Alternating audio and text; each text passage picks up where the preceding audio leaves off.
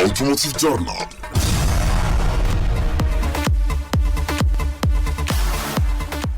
አውቶሞቲቭ ጆርናል ዘውትር ማክሰኞና አርብ ከቀኑ 10 ሰዓት እስከ 12 ሰዓት ድረስ በአሃዱ ሬዲዮ 94.3 ላይ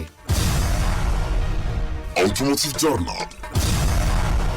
ክረምት ላይ የክረምት ሌባ ግን እንደሚለይ ታውቃለህ? የቤት ሌባ ነው የመኪና ያው እኛ ከመኪና ጋር ምናነሳው መኪና የሚሰርቁ መኪና የሚሰርቁ የሌሊት ሌባ የክረምት ሌባና የበጋ ሌባ ይለያያል። ክረምት ላይ በጣም በዚህ ጉዳይ ላይ የሰለጠነ ሌባ አለ። ክረምትን ሆም ብሎ ክረምትን ሰዎችም ዝናብ ሲሆን በተለይ በዝቃዜ ዝናብ ሲሆን ልክ ነህ። ይሄ አሁን ለምሳሌ የማህበራዊ ሚዲያ ፍጆታ የማይፈልጉ ሰዎች አሉ። መኪናቸው እንደዚህ ሆነብኝ ምናምን በጣም አንድ መንደር ወደ 3 መኪና ነው የጸዳው በአንድ ሌሊት 3 እና ሰሞኑን ሌሊት 9 ሰዓት ላይ ዝንብላል ታውቃለህ? አልገጠመም? ልክ በቃ ሌሊት 9 ሰዓት ላይ ይዘንባል። ስለዚህ ሌሊት 9 ሰዓት ላይ ደግሞ የሚዘንበው ዝናብ በቃ ደክመዋል። ሌቦች የመኪና የደህንነት ሲስተም የሚባለውን አላርም ለመፈተሽና ውሻን ለማደንዘዝ የሚጠቀሟቸው ስልቶች አሉ። ሙራድ ውሻን ያደነዝዙላል። ከጊዜ ወደ ጊዜ እየረቀቀ ነው የመጣው። ዝም ብሎ አይደለም። አሁን ይሄ አደገኛ ውሻ እዚህ ግቢ አደገኛ ውሻ እንደሚባለው ነገር አላርምን ሁሉ ይፈትሹታል፣ ቼክ ያደርጉታል። ውሻን ሁሉ ለማደንዘዝ የሚጠቀሙባቸው ዘዴዎች አሉና በተለይ ይሄ የዝናባማ ምሽቶች ለሌቦች አመቺ የሆነ የዝናቡ ድምጽ የሰዎችን ኮቴና የሚሰበሩ ነገሮች እንኳን ካሉ ድምጽ ይውጣል። ስለዚህ መኪናቸውን በግቢ ውስጥ የሚያቆሙ አሽከርካሪዎች ከሌቦችን ለመጠበቅ አንዳንድ የምንነግራቸው ነገሮች አሉ። እንደው ከዚህ ጋር ተያይዞ የገጠመ ነገር አለ? በሌሊት ተሰረኩኝ ያለ ሰው ሙራድ? አረ በጣም ብዙ እንሰማለን። በተለይ አንዳንድ መኪናማ እንዴት ሊሰርቁት ቻሉ እስከምል ድረስ ማለት ነው። ምናልባት ውስጥ አዋቂ ነው የምትለው አይነት ነገር ይመስላል። በቃ የሆነ ከቤት ውስጥ መረጃ ያለው ወይ ቁልፉን ኮፒ ያደረገ በፍጹም በቃ እሱን አንተን መስሎ አወጣ የምትለው ሰው እንደዚህ አይነት መኪና ተሰረኩ ሲለኝ እስኪ ገርመኝ ድረስ ነውና በጣም ብዙ ነው እንደዚህ ገጠመኝ ብለህ የምታደርገው ሳይሆን በየጊዜው በየእንትኑ ምን ሰማው ነገር ነው የመኪና ስርቆት። ስለዚህ አሁን የክረምት ሌባና ዛሬ የምናነሳው ክረምትም ስለሆነ ማለት ነው። አሁን መስከረም ይዘንባል፣ ያው እንደምታውቀው ጥቅምትም ይዘንባል። ስለዚህ የዝናብ ወቅት ስለሆነ ዘዴያቸውን እንንገራቸው። አዲስ ዘዴም አይደለም፣ ድንገት ዘዴም እየተናገረ እንዳይመስል ቤተሰቦቻችን። ሌቦቹ እየሰሙ ከሆነ የሌቦች የድንጋይ ሙከራ አለ። የድንጋይ ሙከራ ይሄ አላርምህን ነው። ሌቦች መኪናው አላርም እንዳለውና ባለቤቱ ምን ያህል ንቁ እንደሆነ ለማወቅ ድንጋይ ነው የሚወረወረው መኪናው ላይ። ከውጭ ድንጋይ ይወረወራል። አንድ ድንጋይ ብቻ ማለት ነው። መጠኑን ከዝቅተኛ ድንጋይ እስከ ከፍተኛ ድንጋዮች ከውጪ ወደ ግቢ ይወረወራል መኪና ላይ። ያኔ ድንጋዩ ወርውረው አላርሙ ሲጮህ ባለቤቱ ዝም ብሎ በሪሞት ብቻ የሚያጠፋው ከሆነ ባለቤቱ ሰነፍ መሆኑን ወይም ደግሞ አልኮል ጠጥቶ የተኛ ምንድነው የሚጮህ ብሎ በሪሞት ከዛ ከውስጥ ያጠፋዋል። ይሄን ሌቦቹ ይረዳሉ። ካላጠፋውም በቃ ተኝቷል ያ ሰው እየሰማ አይደለም ነው የሚያስቡት። በክረምት ነው፣ ዝናቡ እየዘነበ ነው፣ ድንጋይ የሚወረውሩት መኪናው ላይ ነው። ስለዚህ በዚህ ጊዜ አላርሙን ደጋግሞ ሲጮህ ባለቤቱ አላርሙን ተበላሽቷል ብሎ በንዴት አላርሙን እስከሚዘጋው ድረስ ነው የሚጠብቁት። እስከምትዘጋው ኦፍ እስከምታደርገው ሳይረኑን ኦፍ ታደርገዋለህ። በጣም ተደጋጋሚ ነው የሚወረውሩት። አንዳንድ መኪና ደግሞ እንደዚህ ዝም ብሎ ሌሊት ላይ ሰውም ሳይነካው እየጮኸ የሚያስቸግርበት ሁኔታ ይኖርና ወይ ዝም ብሎ ውሻ ነክቶትም የጮኸ ሊመስል ይችላል። መብረቅም ያጮኸ ይመስልሃል። ሌባን አጠረጥርም። የመጀመሪያው ነገር ግቢ ውስጥ ነው ሴፍ ነው ብለው ነው ግቢ ውስጥ የተፈጠረ ነገር መብረቅ ምናምን እና የዝናብ ሁኔታ እንዲጮህ ያደረገ ነው ይመስል። ባለቤትም አረባኬን አላርም አጥፋልኝ ትላለች። አንተኛበት እንጂ ምንድነው በቃ ኦፍ አድርገው ሳይለንት አድርገው ትላለች። ስለዚህ መፍትሄው ምንድነው ነው ሙራድ? መፍትሄው በነገራችን ላይ አላርም በድንገት ሲጮህ በሪሞት ብቻ ማጥፋት ተገቢ አይደለም። እዚህ ላይ እንግዲህ አንተ የምትጨምረውን ነገር ጨምርበት ሙራድ። ከቴክኒክ አንጻር መብራት አብርተው በመስኮት መመልከት ያስፈልጋል። ልክ ተደጋጋሚ ጊዜ አላርም ከጮህ ብድግ ብለህ እንደ አላለ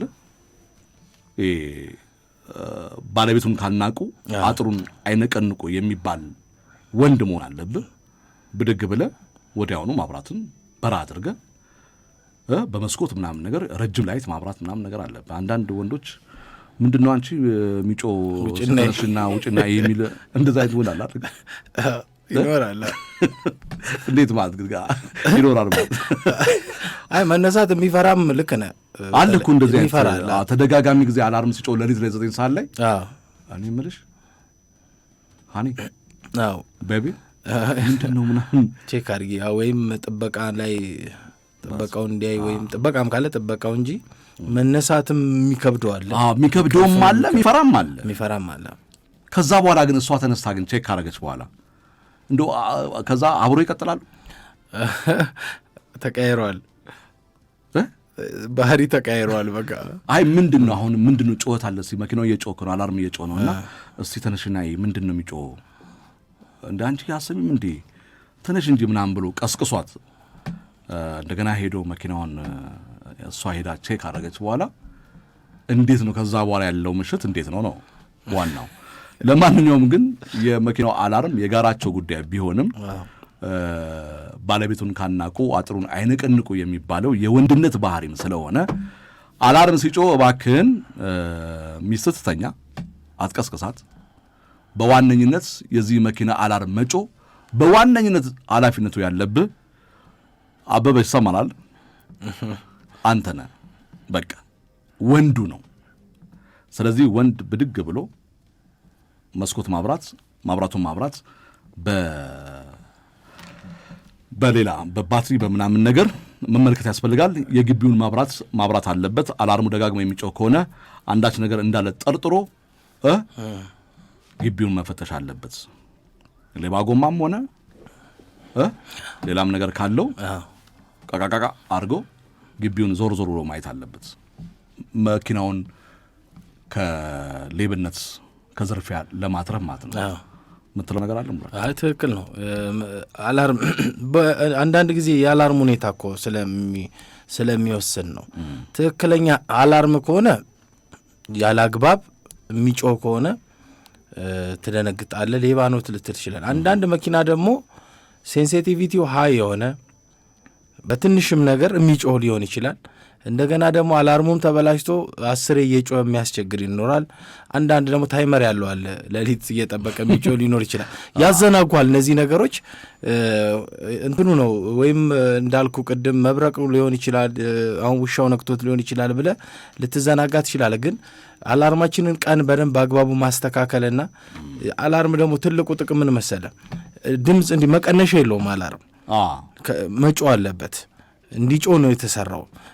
ቤት ሌባ ገብቷል ብሎ እየጮኸ ካለ ድምፁ በዛብኝ የሚልም ሰው ስለምሰማ ነው። አንዳንዴ ያ መብዛት አይደለም፣ ከዚህም በላይ ቢበዛ ጥሩ ነው። አላርም በቃ ኦልሬዲ እኮ የተሞከረ ነገር ነው። የሆነ ሙከራ እየተደረገ ነው ብሎ እንዲጮህ የተሰራን ነገር የመጀመሪያው እርምጃችን እንዳልከው ያልተፈቀደለት ሰው ገብቷል፣ ያልተፈቀደለት ሰው መኪና ነክቷል ብለህ ነው ማሰብ ያለብህ። ቶሎ ብለህ የመኪናውን ደህንነት ነው ቶሎ ወጥተህ ማየት ያለብህ። በሌሊትም ቢሆንም ተነስቶ ሌላው የውሻ ጉዳይና ደግሞ የሌቦች ስልት ነው። አንዳንድ ሰው በውሻው የሚተማመን ሰው አለ። አረ እንዴ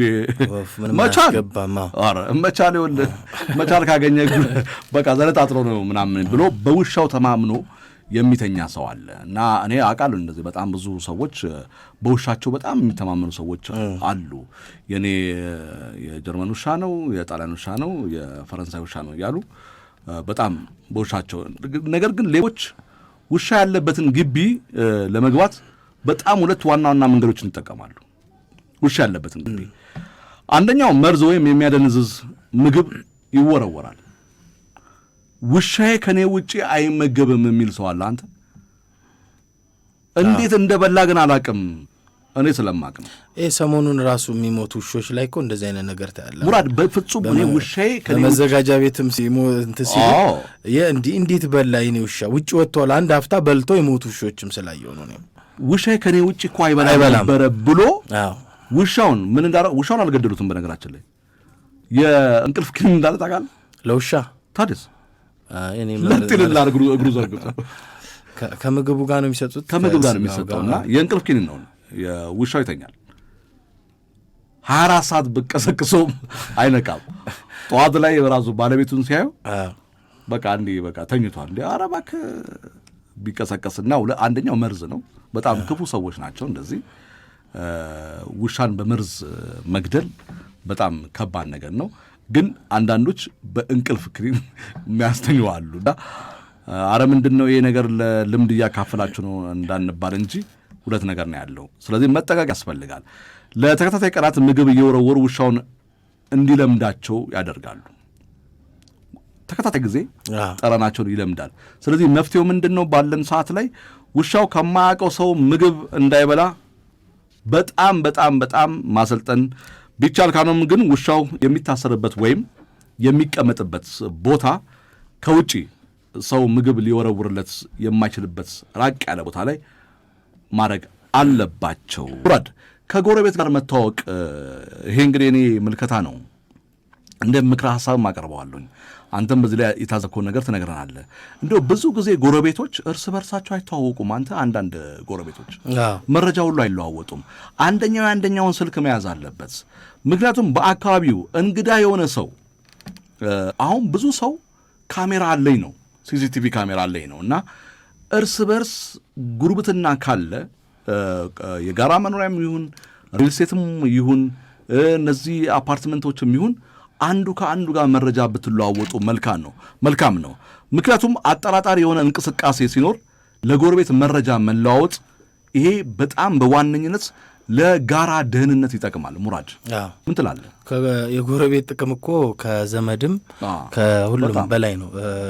ቤተሰቦች አሉ ወይም ዘመዶች አሉ ከማለታችን በፊት ቀድሞ የሚደርስልህ ችግር ቢያጋጥም ቀድሞ የሚደርሰው ጎረቤት ነውና እንዳልከው መኪና ስርቆትም ላይ መተባበር ያስፈልጋል። ጎረቤት ከጎረቤት አሁን ባለው ሁኔታ አንዳንድ የጋራ መኖሪያ ቤቶች ላይ እንደ ሰውየው ሁኔታ ይወሰናል። ማህበራዊ ነገር የሚወድ ሰው እና ያ ሰው ከጎረቤቶቹ ጋር ራሱ አንኳኩቶ ሄዶ ያንን የሚፈጥር አለ። አንዳንዱ ደግሞ ያንን የማይፈልግ ብቻውን የሚኖር አለና ችግር ሲያጋጥመው ነው ያኔ የሰው ያለ የሚያስብል በተለይ በዛ ሰዓትና ይሄ ነገር ትክክል ነው። የመኪና ስርቆትንም ለመከላከል አጠገብ ያለው ሰው ያግዛል። ቢያንስ ስትጮህኮ ይመጣል ሰው። እነዛ ሰዎች ባዶ እጃቸውን አይመጡም። መኪና ሊሰርቁ ሲመጡ ምናልባት መሳሪያ ሊይዙ ይችላሉ። ስለዚህ ልትጋፈጣቸው ላትችል ትችላለህ ወይ ሊያጠቁ ይችላሉ። ብቻህን አጥቅተውም ሊሄዱ ስለሚችሉ ቶሎ ሊደርስል የሚችለው ከፖሊስም ቅድሚያ ጎረቤት ነውና ጩኸትን ድምፅን ሰምቶ የሚደርስልህ ጎረቤት እስከሆነ ድረስ መልካም ግንኙነት ያስፈልጋል። ኮንዶሚኒየም አካባቢም ይሄ ነገር ያስፈልጋል።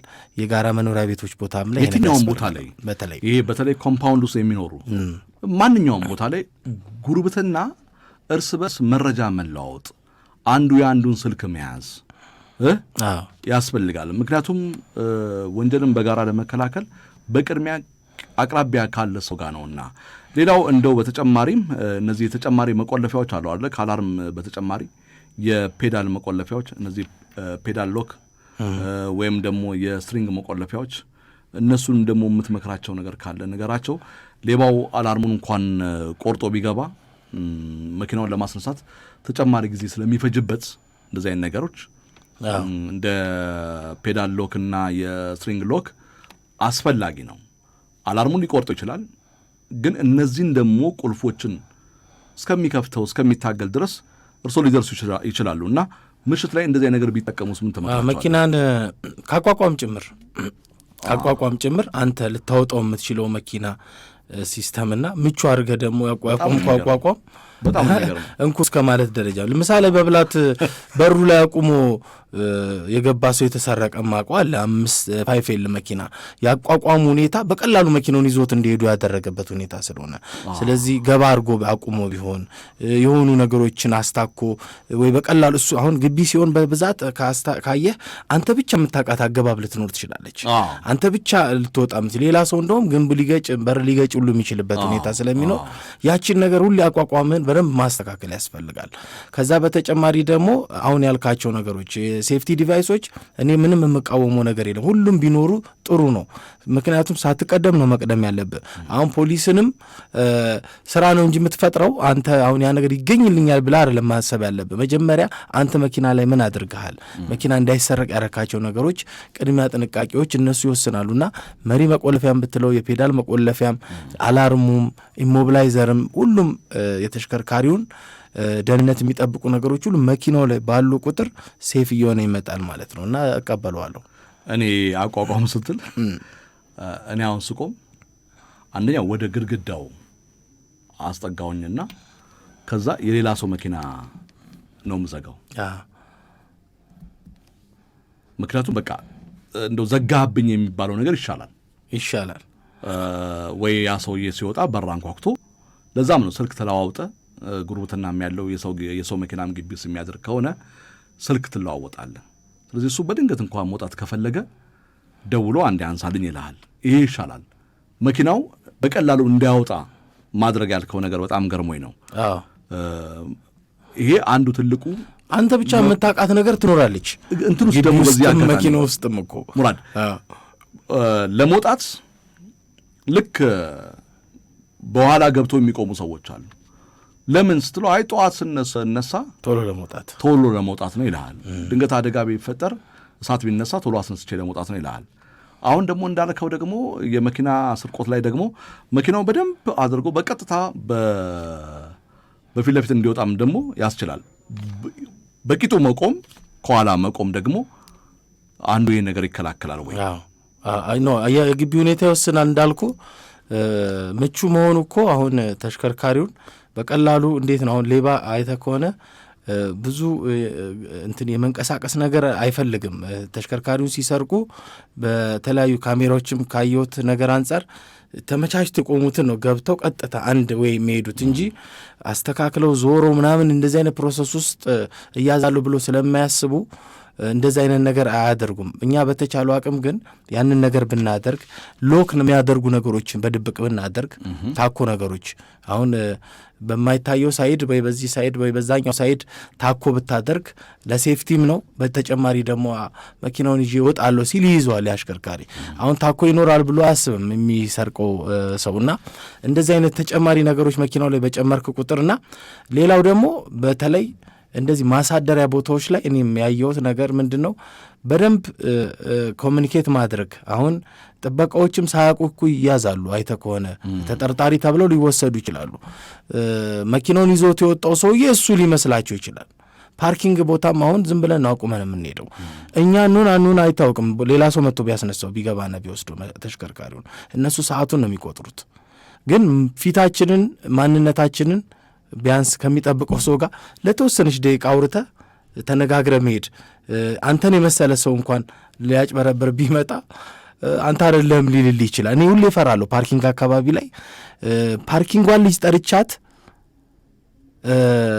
ዝም ያዋራታለሁ አይታኝ እንደሄድ ማለት ነው ምክንያቱም እሷ የቆመበት ሰዓት የሄደበት ሰዓት ነው እየመዘገበች ያለችው እንጂ መኪናውን እኔ ልሁን የኔን አይነት ልብስ የለበሰ ሌላ ሰው ይምጣ የሚያውቁበት ነገር የለም በጣም ይገርማል አንድ በከተማችን ውስጥ የሚገኝ ትልቅ አንጋፋ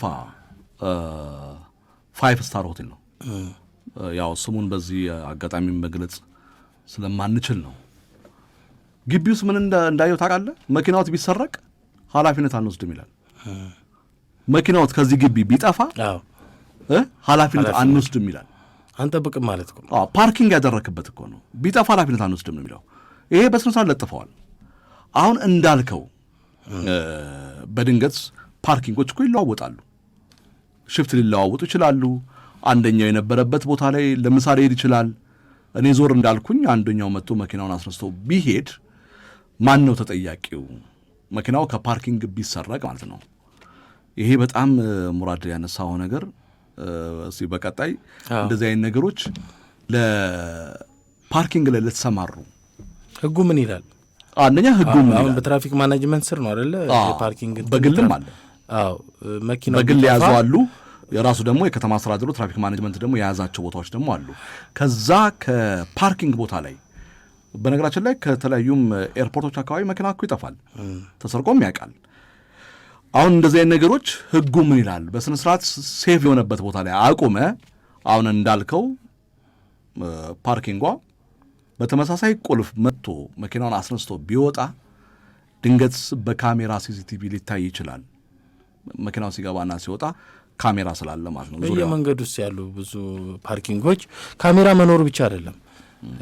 በቃ እኮ ሄደ እኮ ካሜራ ስላለ ብቻ ሳይሆን አሁን ተሽከርካሪው ያንተ አይደለም የምትልበት ደረጃ እሷ መድረስ አለባት። አንተ አይደለም ይሰጣል።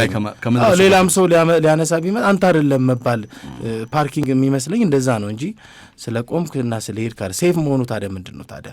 ጥበቃ መደረግ ካለበት የሰውየው ማንነት ነው መታየት ያለበት እንጂ ቀጥታ መኪናውን ይመለከተኛል ያለ ሰው ሁሉ ይዞ ሊሄድ የሚችልበት ሁኔታ ካለ ምኑን ፓርኪንግ ነው? ስለዚህ ሙራድ ይሄን ጉዳይ የግንዛቤ ማስጨበጫ ተገቢውን ስልጠና የፓርኪንግ ሰራተኞቹ ወስደዋል ወይ? ይሄ ነገር ቢከሰት እንዴት ነው የሚከላከሉት? አንድ ሰው ፓርኪንግ ያደረገው መኪና ሌላ ሰው መጥቶ ቢያስነሳው የፓርኪንግ ሰራተኛው አይ አንተ አይደለም ያቆምከው። አንድ ክፍለ ከተማ ገጥሞኛል ነው ቦሌ ክፍለ ከተማ ያቆምኩትን መኪና ወንድሜ መጥቶ ሊያነሳ ሲሞክር ይዘውታል። እና በቃ እዛው ፖሊስ መጣ፣ አስቆሙት። አንተ አይደለም ብለው። ትክክል፣ እንደዛ ነው መሆን ያለበት። ይሄን ቦሌ ክፍለ ከተማ ውስጥ ራሱ ክፍለ ከተማ ግቢ ውስጥ አንተ አይደለም ብለውት አስቆመውት።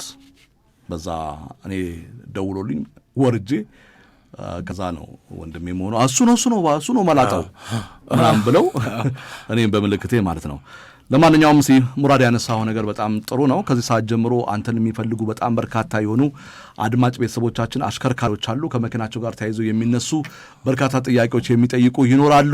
በድጋሜ እንኳን አደረሳችሁ እያልን በጥንቃቄ አሽከርክሩ። የማንም ሕይወት እንዳይጠፋ ካለ ገዶለም እንዳይሆን የንብረትም መውደም እንዳይከሰት በጥንቃቄ አሽከርክሩ። በተለይ የኤሌክትሪክ መኪና ያላቸው አሽከርካሪዎች ጥንቃቄ አድርጉ። በዓል ነው፣ ክረምት ነው። Automotive Journal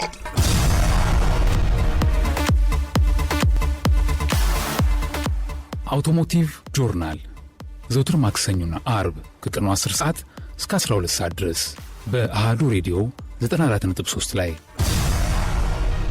Automotive Journal